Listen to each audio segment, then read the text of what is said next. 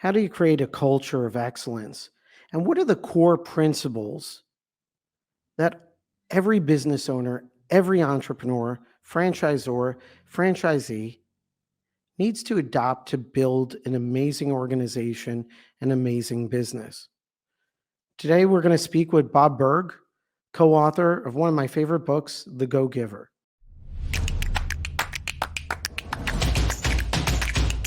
Bob, thank you for spending time with us. I really do appreciate it. My pleasure. Thank you for having me. So, I mentioned briefly for me, Go Giver falls in the category for me as you go across my entrepreneurial journey with things like Traction, eMyth, Raving Fans, and Go Giver. And it's funny when a great book concept touches you while you're going through your journey. I think I was in a mastermind group. Someone handed out your book, thought it was great. And it's like everything else.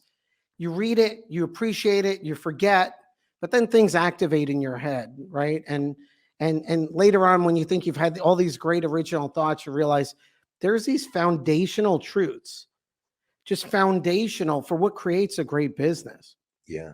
Yeah. And by the way, thank you for for that compliment to include John David Mann's in my book, along with those others. Those are three of my all-time favorites. So I appreciate that more than you can imagine. So, Bob, some of the success principles in the Go Giver, right?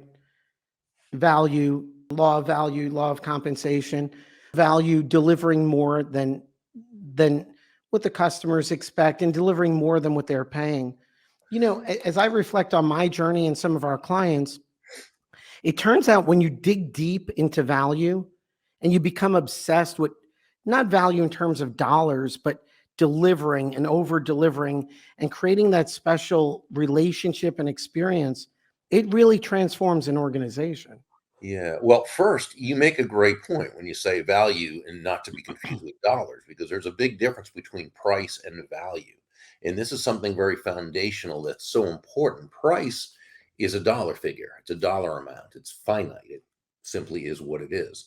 Value, on the other hand, is the relative worth or desirability of a thing, of something to the end user or beholder. In other words, what is it about this thing, this product, service, concept, idea, system, philosophy, what have you, that brings so much worth or value to another human being that they will willingly exchange their, whether we want to say time, energy, money for it, and feel great that they did, while you make a very healthy profit. And that's what we mean with law. In law number one, the law of value, where we say your true worth is determined by how much more you give in value than you take in payment. That doesn't mean you're losing money. No, it means you're both winning. So the franchisor and the franchisee are both winning because both are coming away better off afterwards than they were beforehand.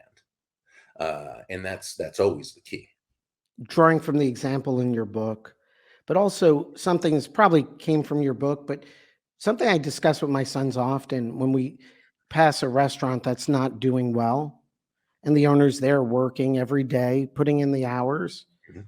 And what scares me and what the conversation I'll have with one of my sons is, do they know they're not delivering value or they're underperforming or they know they're working hard?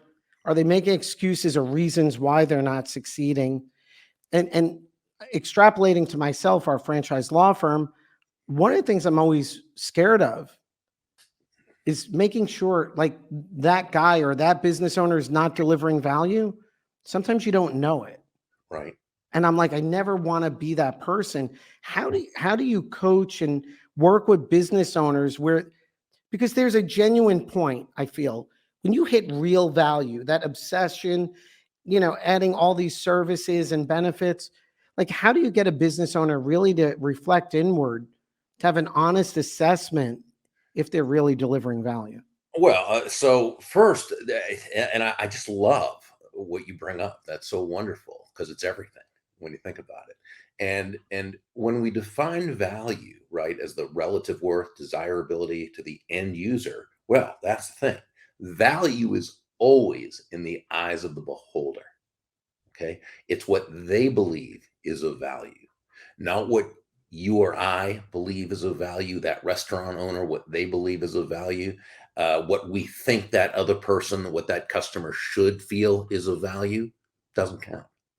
The only thing that counts is what they believe is of value. Uh, when you think about it, in a free market based economy, not that we're totally free market, but to the point that we are, right? Meaning, when I say free market, I simply mean no one is forced to do business with anyone else. Okay, so to the degree that we live in a free market economy, I often say this, nobody's going to buy from you, and I'm talking about whether it's that customer driving by the restaurant who chooses to drive by to another restaurant instead of stopping at this one that you're talking about, or the potential franchisee who decides to either invest in or not invest in. Okay, nobody's going to do business with you because you have a quota to meet. They're not going to do business with you because you would like the sale to happen. And they're not going to do business with you just because you're a nice human being. They're going to do business with you because they believe that ultimately they will be better off by doing so than by not doing so, which means that they find more value in this proposition than not. Okay, that's what it comes down to. So whether we're talking about that little restaurant owner, right, who's just that 5-person show and is wondering why they're not doing the kind of business they're doing, even though they're working so hard, or that major franchise, it all comes back to is my potential customer, client, franchisee, are they finding value in my offering that is so compelling that they are going to choose to do business with me? And that's why it's always, I always say we need to be internally motivated, but externally focused, because we've got to know what they believe is of value. And I think from an exercise standpoint, it, it really becomes, it's really helpful when, as a team, leadership teams, articulating what that value is, the transformation you offer. And so this applies for franchisors.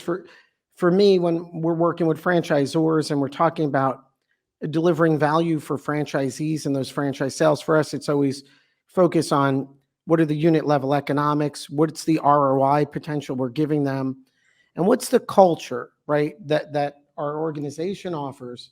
Something that I've learned: when you think you're delivering great value, there's always room for more. Like, it's a never ending process of really going. And what I appreciate, your second law, which is interesting how they work together, right? So law of value and then the law of compensation, which is right. And I think, and this is why I was thinking about it this morning. I've read your book multiple times. My younger son's started an internship. He's in college. And I'm like, boy, I love that second rule, the law of compensation, which you make a great analogy between the teacher. And I think, it's so powerful because it's all about scalability. It says your income is determined by how many people you serve and how well you serve them. So our law number 1 says to give more in value than you take in payment. Law number 2 says, tells us that the more people whose lives we touch with the exceptional value we provide, the more money with which we'll be rewarded. Right. And that scalability is, oh, it's key. Sure. Absolutely. And those two reinforce each other. Right? It's funny, Bob, like, it's great. I'm having all these revelations while we're on this conversation, but I'm also having flashbacks to about 10 years ago, sitting in a mastermind when someone handed me this book, right? Let's putting these two laws together, right? Delivering value and then the law of compensation. You need to achieve scalability, client base, broadcasting. And what's interesting is when you do that, I find you deliver more value, because to distribute further, right, and to increase that pool of people that benefit and you're helping, chances are you need to deliver more value, refine your systems, build better systems. I mean, even just reflecting on the organization you've built, not only your book, but your coaching and your programs, that's scaling out and touching people. Yeah. Yeah, so very important, and that is where, Nicole Martin, who was the teacher in the story, the one who taught Yes, me, yeah. she gave the example that when she was a school teacher, and she loved her job, she loved the kids, she loved what she did, the parents loved her, it was wonderful, but she was only able to add value to a finite number of people.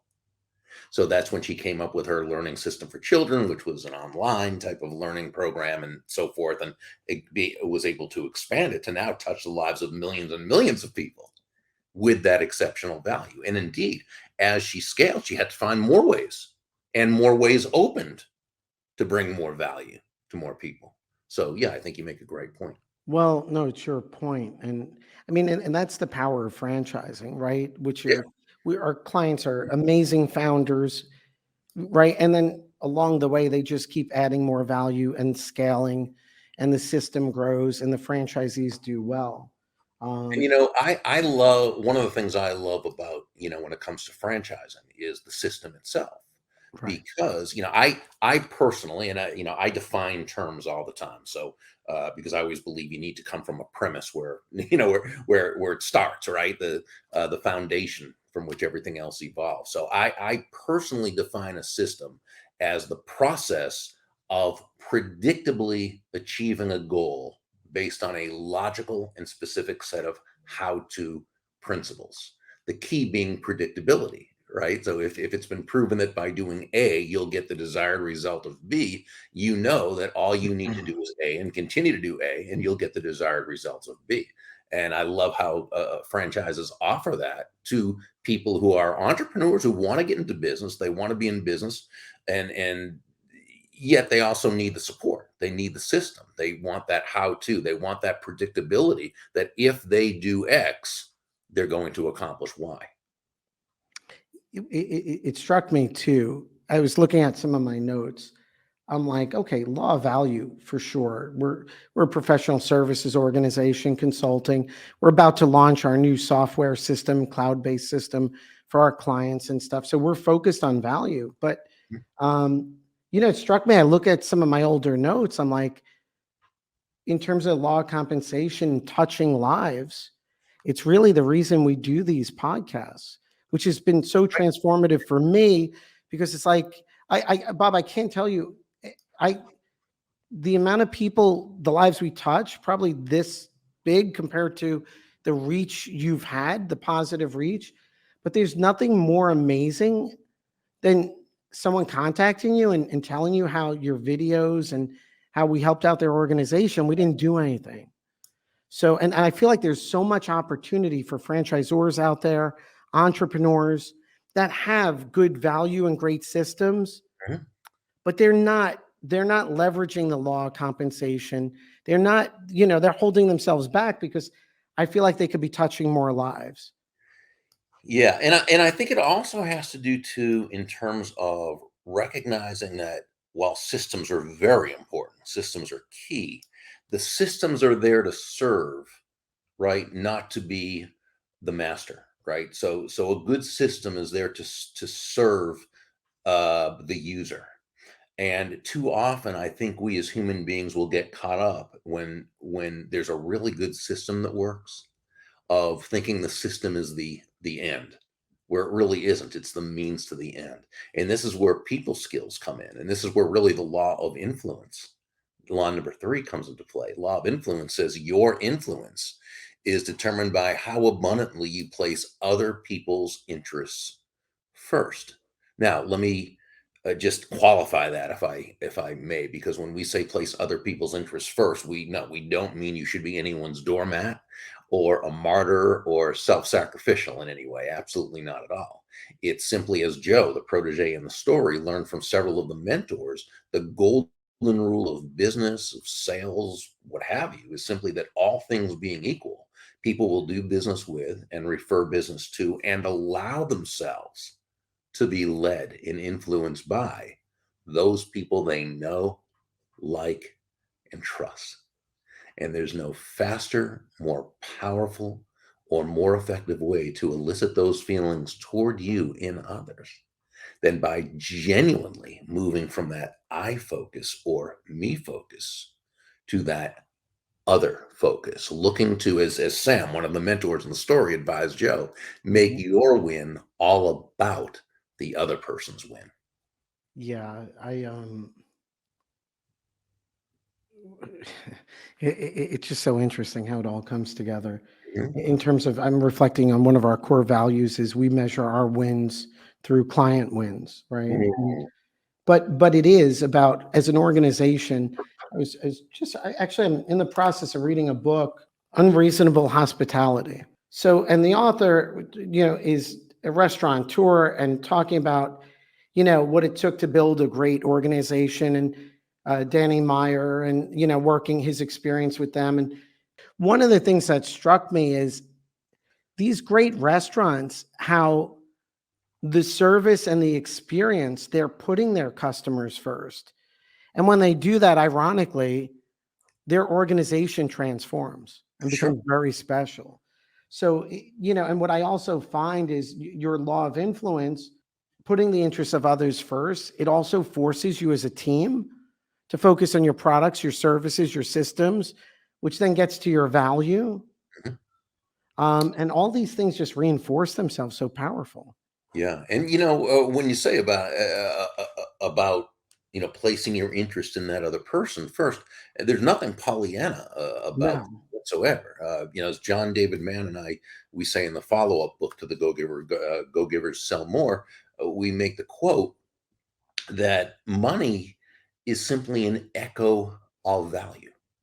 Right? Money is an echo of value. It's the thunder, if you will, to values lightning. John made that one up because I'm not smart enough to come up with something that It's a potent. good quote though, too. One of my So, and but that's really when you think about it, right? Because again, it all goes back to people are going to buy for their reasons, not our reasons. So when our focus is on the value that we're providing another person, right? That's when we create that what we call benevolent context for success. There's nothing touchy-feely about it. There's nothing woo-woo about it. It's just this is how free markets work. We are there to please the customer, right? We're there to provide value to them. So when you focus on the value, right, the money comes as a result. The money is simply a result of the value you've provided to others. Yeah, and there's definitely nothing subservient there. No, Like not at using the all. example of, I I can't tell you how proud I am that our clients, when they're so satisfied, because then all of a sudden they're honoring your team and your Yeah. business and what you do as an organization. A bad experience for a client, for me, in addition to the client not having, I feel bad I let down our team, Of whether it's course. our systems and our. Sure. So it's so powerful. I think so many businesses that aren't getting it right make excuses, and they they they they don't recognize that ultimately it is the consumer that decides, Mhm. and it's a pure mechanism. And you've said it's not pure, but the market will figure it out. Mhm. And then Yes, it we will. go to your fourth law of authenticity, which I love, because at first I'm like, I don't know how it fits in, but talk to us a little about it. Yeah. So the law of authenticity says the most valuable gift you have to offer is yourself. And in this part of the story, one of the mentors, it was Deborah, she shared a very important lesson she learned, and that is all the skills in the world, the sales skills, technical skills, people skills, as important as they are, and they are all very, very important, they're also all for naught if you don't come at it from your true authentic core. But when you do, when you show up as yourself day after day, week after week, month after month, people feel good about you. They feel comfortable with you.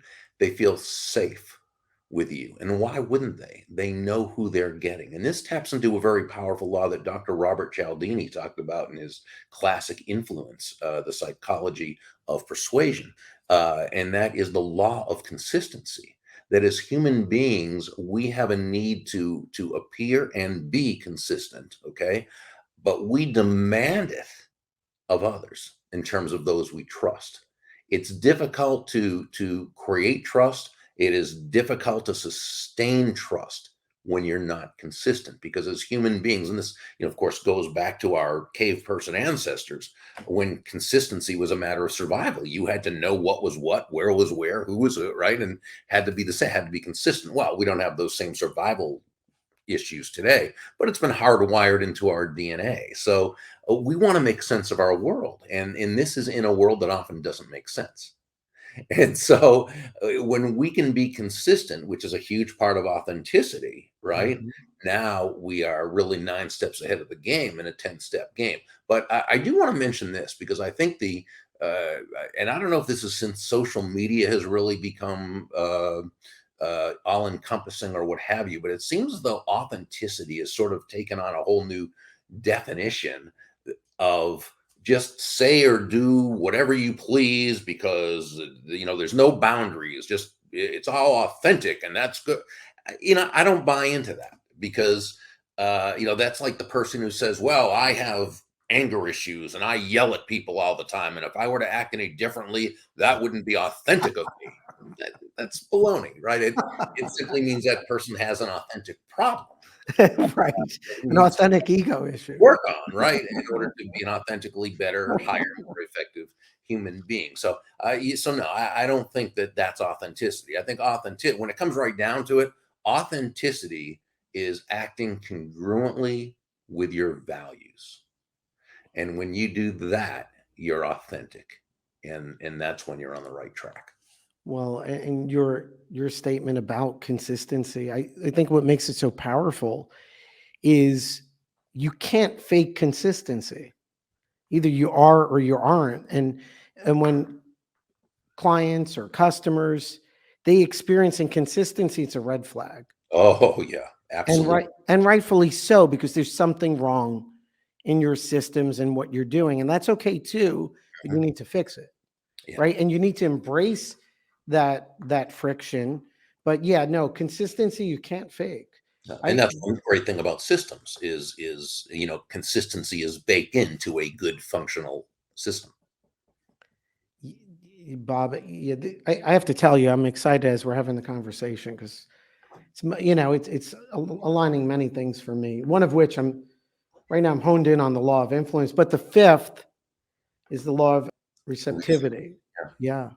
So Yeah, this one says that the key to effective giving is to stay open to receiving. So this is sort of the paradoxical one, right? It's that as John says, it's the thumb to the four fingers. Um, what this really means is nothing more than understanding that, yeah, you breathe out, you also have to breathe in, right? You breathe out carbon dioxide, you breathe in oxygen. You breathe out, which is giving of value. You breathe in, which is receiving of value. Giving and receiving are not opposite concepts, despite what the world around us tries to tell us, right? No, it's not. Giving and receiving are simply two sides of the very same coin, and they work in tandem. Um, Unfortunately, the world around us gives us so many, I won't even say mixed messages, but very negative messages when it comes to money, when it comes to business, when it comes to abundance.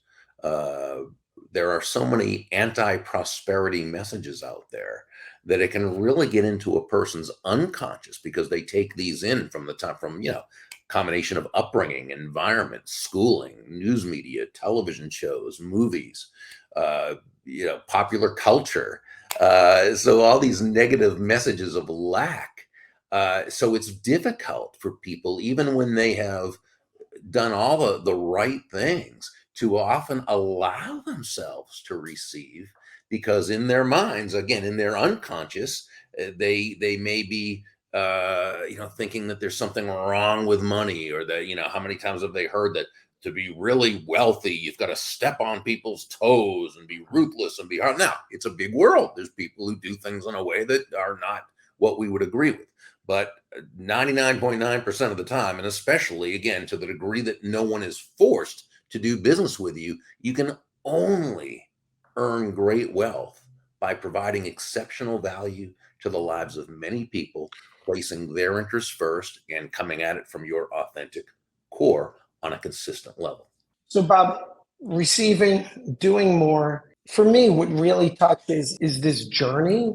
I feel like this is a process that never ends, Mhm. and you really need to be challenging yourself all the time on the value you're delivering, the people you're touching, how you're influencing and broadcasting and building those networks. I think on your website you have a good little chart, this round circle that really summarizes everything well. But what's your advice to entrepreneurs, business owners? How do they build that foundation and just keep pushing and create, because there's that point where you don't get the results till you give that 101%. How do you get them to the tipping point? Like, how should we be navigating and focusing on this? I think it begins with having a culture of excellence. Begins there. Okay. And what, and we ask what is excellence, and there are so many ways to be excellent, right? It's the mastery of your art, the mastery of your craft. It's always understanding that you need to keep getting better. It's how you make others feel during every touch point. It's whether it's your employees, whether it's your franchisees, and it's their customers and so forth. It's making sure it's always looking to see that every single touch point that everyone hits, there's value in it, that they feel good about themselves. And as they feel good about themselves, they'll feel good about the company that they're doing business with. But I think that is the culture. That's got to be the forefront, and it can't be a sometimes thing. It has to absolutely be immersed. It has to be part of the DNA. I love that. I was not expecting that answer either. Um, that's so powerful. Oh, thank you. Again, one of the books I mentioned earlier, I didn't understand that the genesis of the word cult comes from culture, Right. right? And one of the and I sometimes when people refer to our team, and we all have our entrepreneurs kick-ass t-shirts on Fridays, and but when they refer to it as a cult, I'm like, I like that, right? Because there is that culture, but that culture of excellence is so important, because it's your team that touches the customers and creates the relationship. And my big fear always is the things you don't hear. If Oh, someone's disappointed, mhm. right? And it's that culture of excellence that you're referring to that creates those antenna where team sense it or see it and they react on it. I Mhm. think that's so critical. Oh, thank you. And and I think and you bring up that great point. A big part of that culture is a learning culture, and that is that leadership from the top and trickling down has got to make sure people know they are welcome to provide their ideas, that their ideas are going to be heard. Doesn't mean every idea is a great idea, or every complaint is this, or every whatever is that, but it means that ego is not in question. It's simply a matter of how do we make this entire operation better, right? And if we look at it that way, now we're open at least to when ideas come in. And again, people know that it's expected. I love Ray Dalio's book, Principles, where he talks about the entire culture in his organization. People were expected to let other people know when something was wrong. Now, they did it respectfully, right? They did it in a way that considered the other person's feelings, but truth was paramount, and it was absolutely expected, and it was looked down upon if you did not let someone, even in a higher position, if you will, know when something needed to be called out. But again, Yeah, no, that you go out of the picture when that's the case. no, I'm gonna as I we wrap. I'm gonna your reference to a culture of excellence going to be in my thoughts for the Great. next Bob, I don't know if it's appropriate, but the cover of your book, anything behind that in Uh, terms of how that came about? well, the publisher came up with that. So, and that's such a good publishing house portfolio, Penguin Random House. And it's Mercury or Hermes, depending upon whether Roman or Greek, who either one was the god of delivery or gifts, right? Okay. Yeah. That's beautiful. Yeah. Bob, I can't thank you enough. And it's interesting. As I spoke to my team, I'm like, every interaction with you was a reflection of all the principles in your book. Thank And yeah, and it's such a beautiful thing to see. And, it's great because entrepreneurs transform lives, and just watching you on LinkedIn and transforming the lives of others. And again, just interacting with you like reaffirms like whatever's behind this book is genuine. And so I appreciate that very much. you. Wonderful compliment. Thank you. Thank you, Bob.